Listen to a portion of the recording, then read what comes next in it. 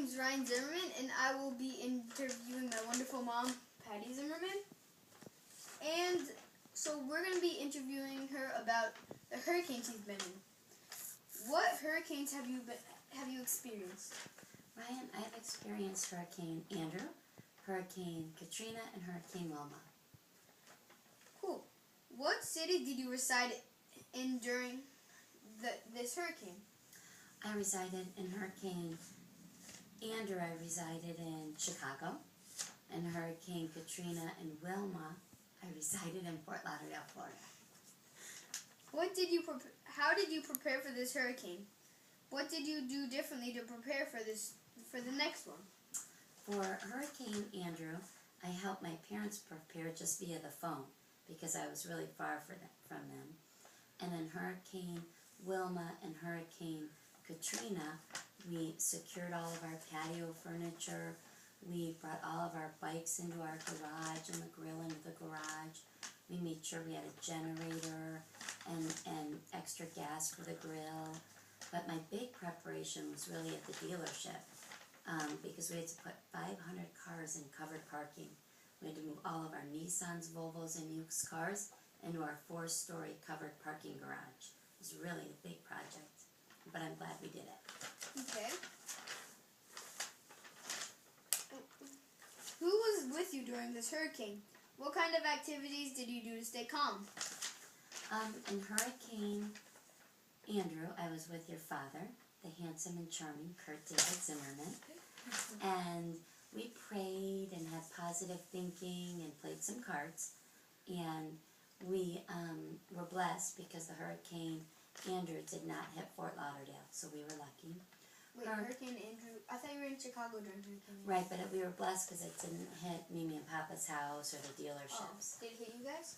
No, because we were in Chicago. Remember? Wait, then where did it hit? It hit mostly Miami, Dade County, South Dade County, like towards Homestead. Okay. But then Hurricane Katrina and Hurricane Wilma, I spent the time with you guys, Connor, Ryan, and Catherine, my wonderful and fabulous children.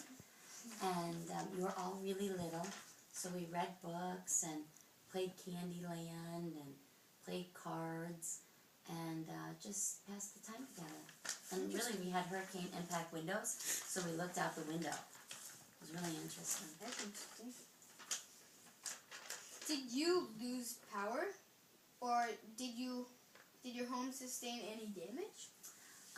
In Hurricane Wilma, we lost power for 10 entire days, if you can believe that.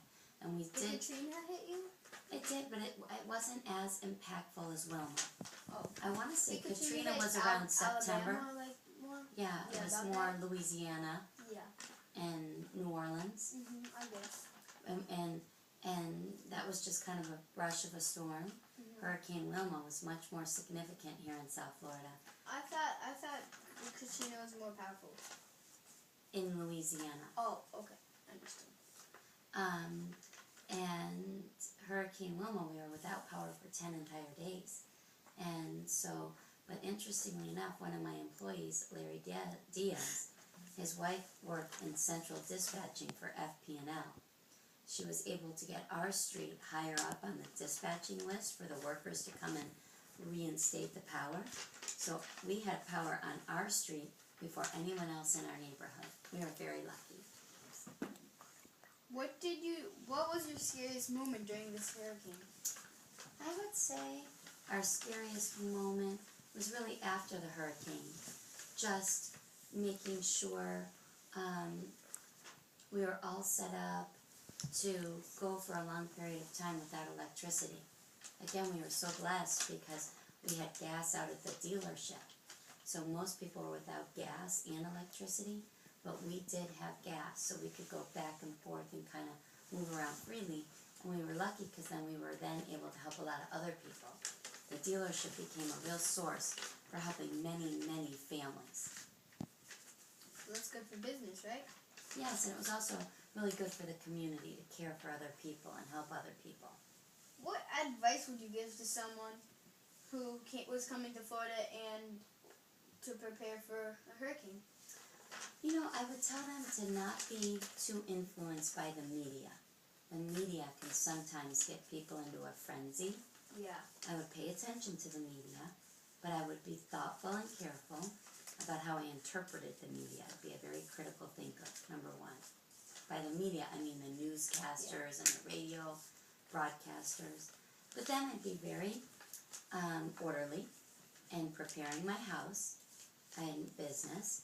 I would stay calm, cool, and collected during it, and then just deal with whatever happens in a positive way afterwards. That would be my advice. So thank you for interviewing me. You're welcome. Give me a little kiss. Bye. Love you. Bye.